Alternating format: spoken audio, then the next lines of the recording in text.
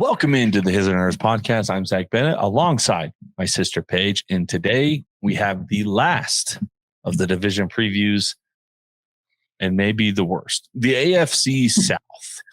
This division includes Indianapolis Colts, the Tennessee Titans, the Houston Texans, and the Jacksonville Jaguars. We're going to dive into the highs and lows of each team, the predictions of where they're going to finish, and what the chances of the teams making the playoffs. Join us in for the conversation and let us know what you think on this episode of His and Hers.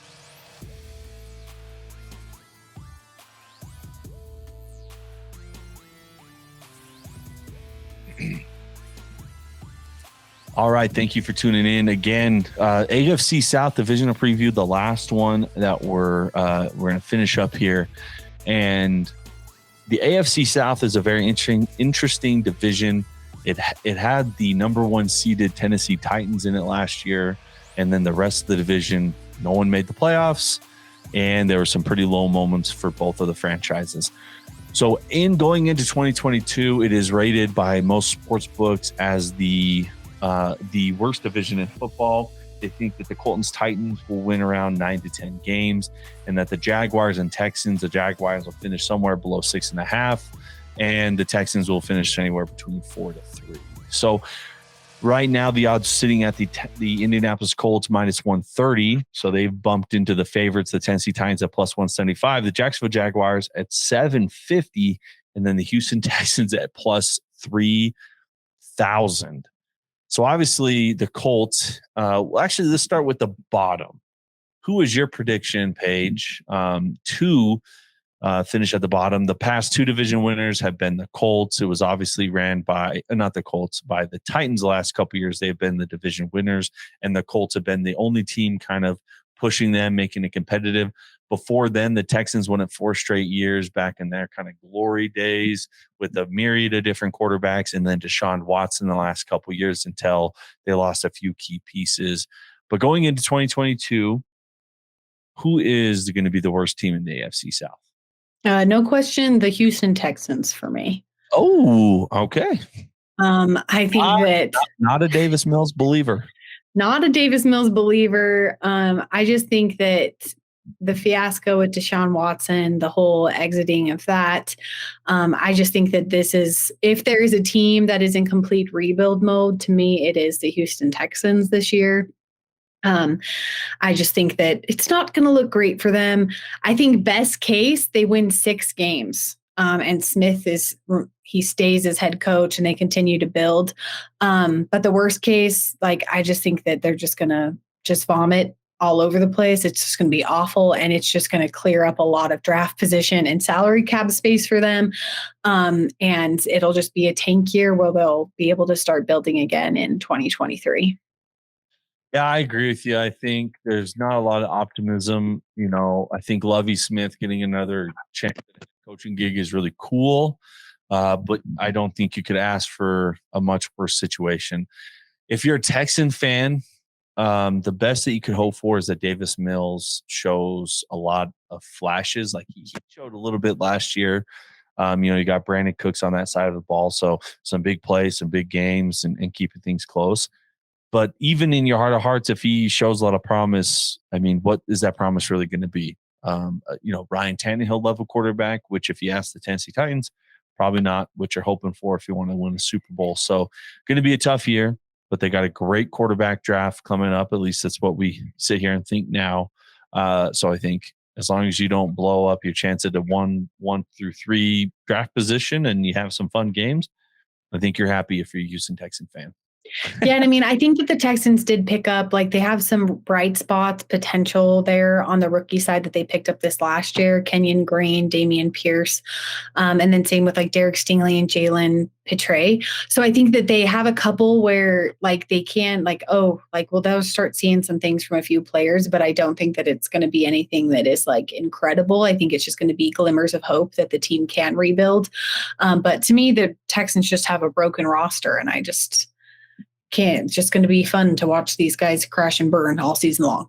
Yeah, and I think really Lovie Smith, the coordinator, and Pep Hamilton. I think Pep Hamilton will show that he's kind of a future head coach in the making, has a lot of promise.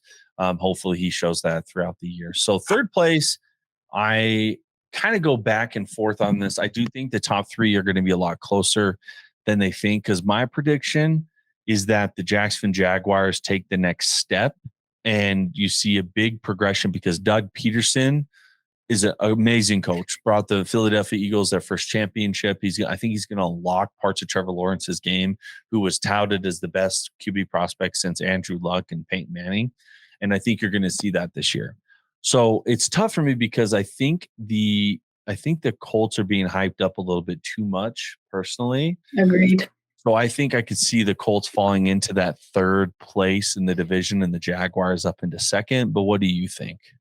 I have the I think that the Colts are getting a little too much love, but I do have them in that second spot, simply because I think that the best case for the Jaguars is that Lawrence plays at the kind of expected cadence that he had set at Clemson.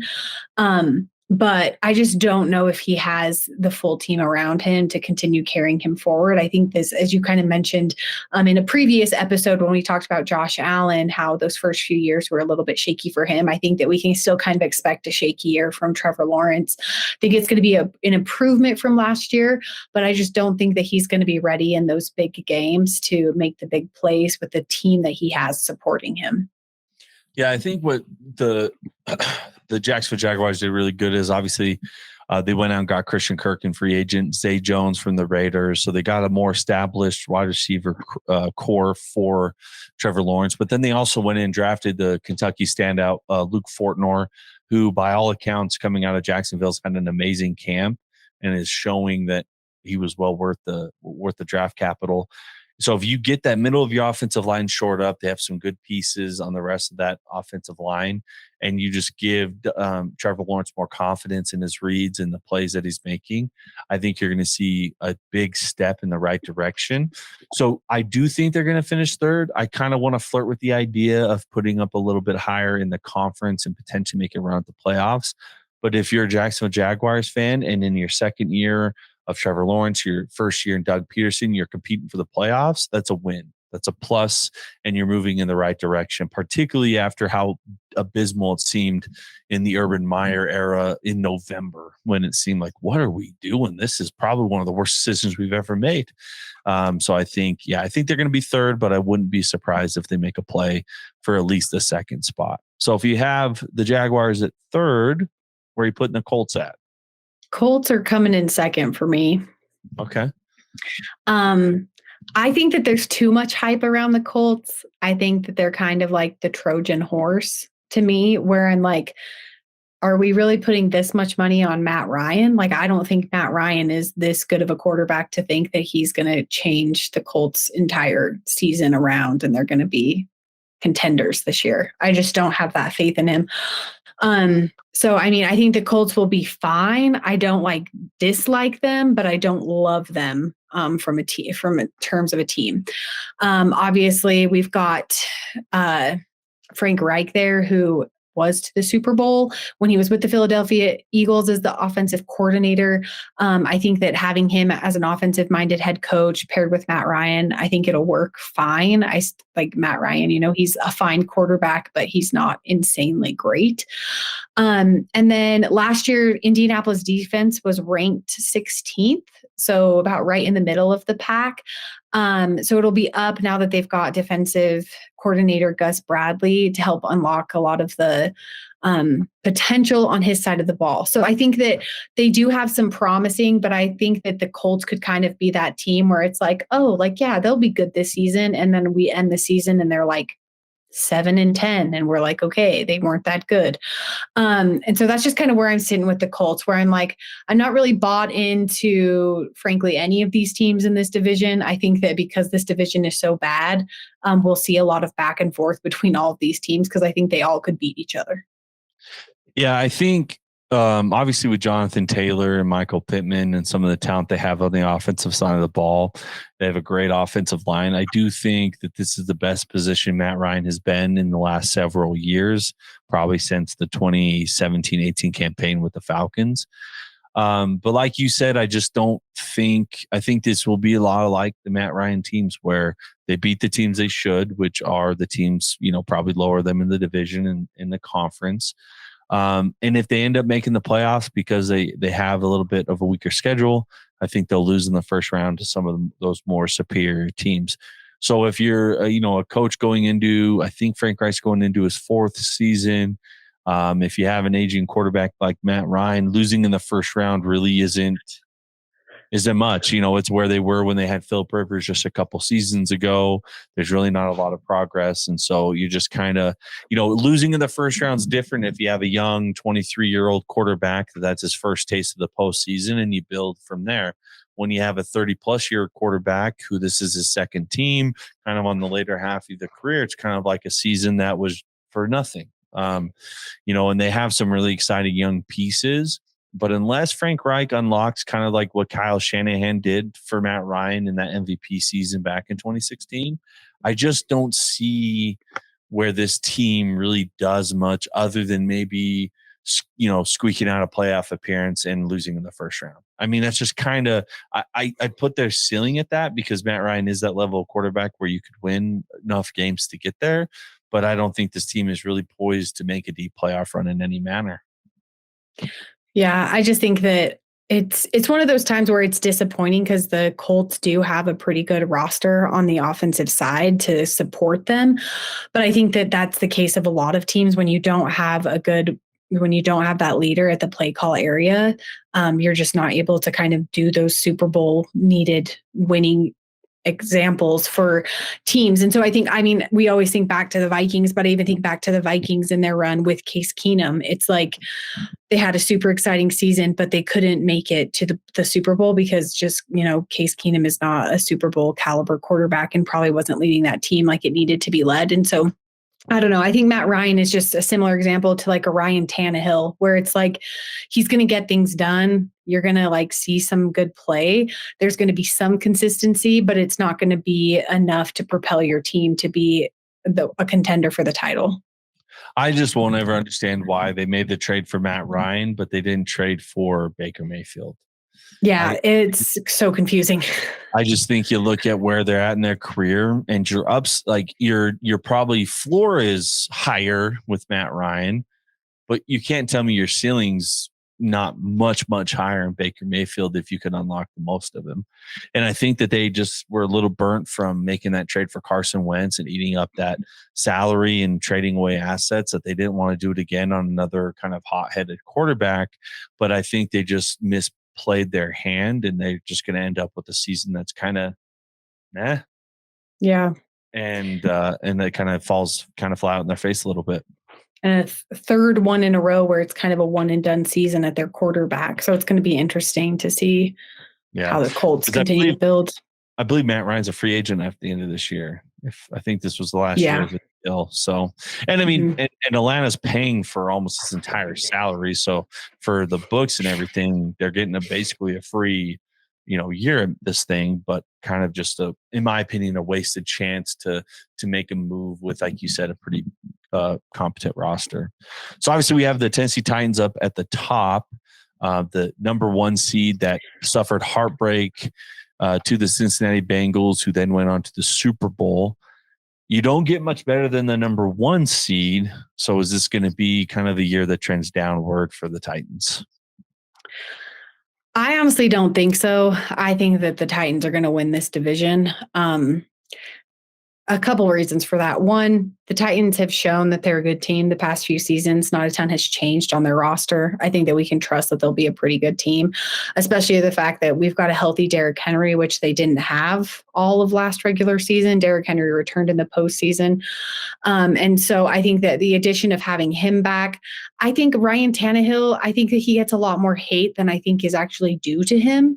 I mean, I think he's a fine quarterback. He can take hits. He can throw the ball. He can do some runs. He's obviously not a guy that's going to maybe propel you to the Super Bowl and win 100 Super Bowls for you, but I don't think that he's as bad as a quarterback as a lot of people like to lead people to believe. Obviously, his performance in the playoff game last year was not the best, and I can understand why people would be upset and be frustrated if you're a Titans fan to have a quarterback like Tannehill, because he's not bad, but he's not good enough to help you win. And so you just have this like level of frustration with the guy.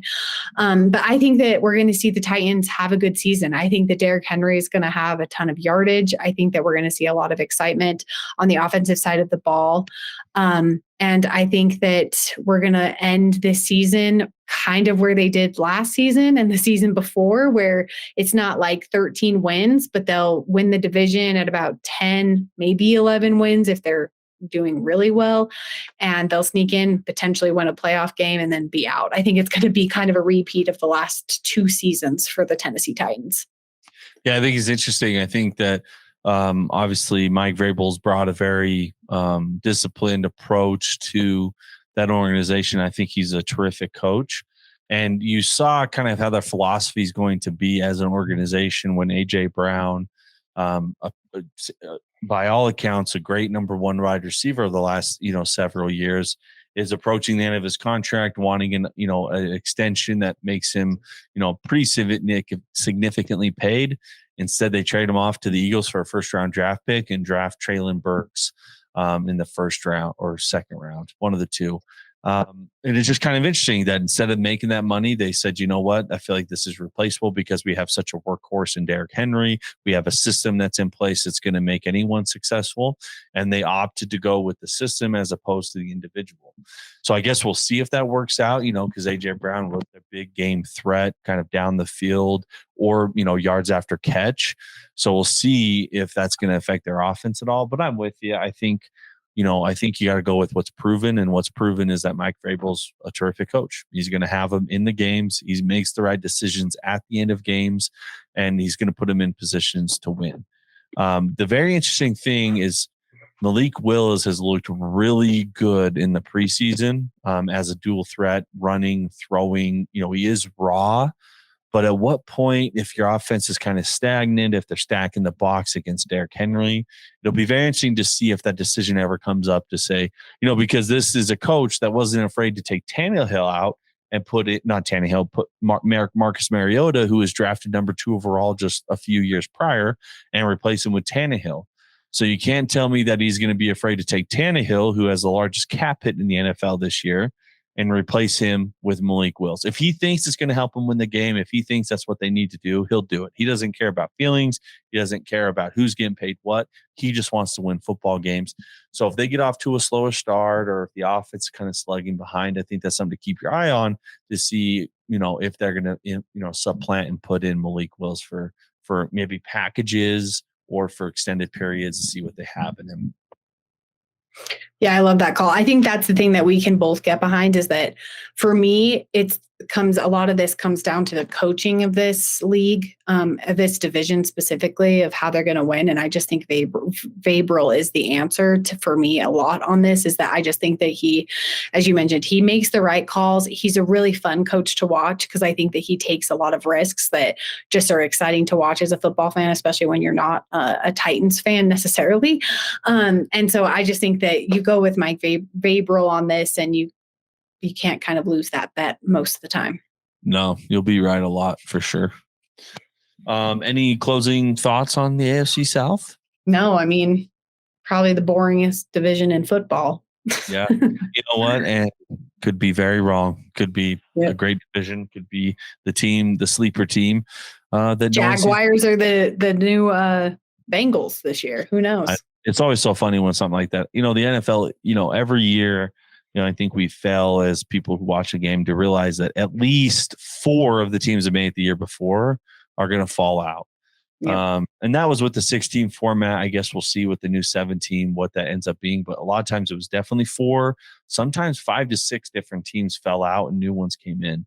So who knows? You never really know. Does it happen very often where a team goes from 3-13 to the Super Bowl? No. But that's just what's crazy about the league, is if you get the right pieces, you get the right belief, things just kind of build on top of each other. And like you said, they just kind of happen. So very interesting season. And we are just a few days away from the kickoff of the NFL season. Later this week, it's almost back. We'll have our Minnesota Vikings Bias podcast talking specifically about their preview and what we as Vikings fans expect to see for the 2022 season. And then Friday, we'll have our, so it'll come out Saturday, we'll have our recap of the Thursday night football game and our outlook for week 1, what we think the best games to look out for, the predictions for how that will stack out, and then kind of our predictions moving for the Super Bowl. We'll give our season-long predictions in that episode as well. So tune in for the rest of the week for more great content from his and hers. I'm Zach Bennett, alongside Paige Bennett. Thank you for listening. We'll talk to you guys later.